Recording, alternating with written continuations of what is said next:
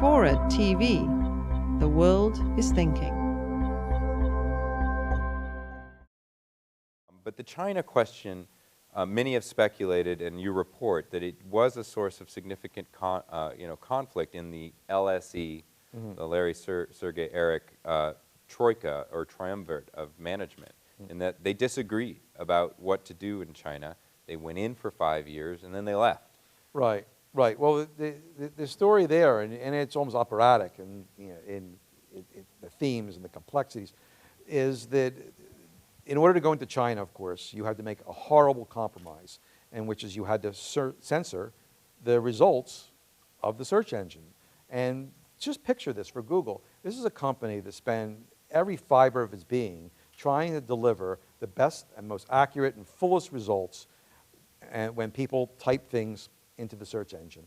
And they were asked now to say, the most relevant results we won't give you because an oppressive government wants to deny them to its citizens. That's terrible. Sounds evil. Yeah, and especially terrible for Sergey Brin, who came over to the United States as a young child because his family was fleeing oppression in Russia. So this was not an abstract concept to him. But Google managed to rationalize this decision to itself, mainly, by constructing what I call a moral spreadsheet. They said, well, you know, in this part of the spreadsheet, we're doing censorship, and that's really bad. It's a big red cell. But we're going to be doing some other things that are positive.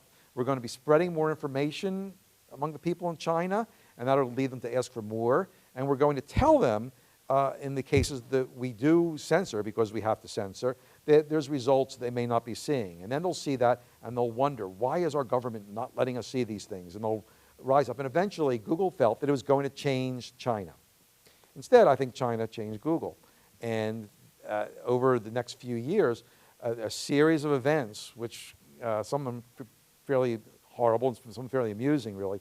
Some of them were due to cultural gaffes or missteps, and other ones because the Chinese government has a degree of evil to it, led a lot of people at Google to want to reconsider that, even before the break-in by people who were almost certainly part of the Chinese government or supported by the Chinese government. Yeah, Google was hacked. Right, yeah, yeah. That was sort of that was almost the a straw that broke the camel's back. And that's what was said to me by many people at Google, that the straw that broke the camel's back, and implying really that the whole experiment was under question, certainly by a lot of executives before that happened.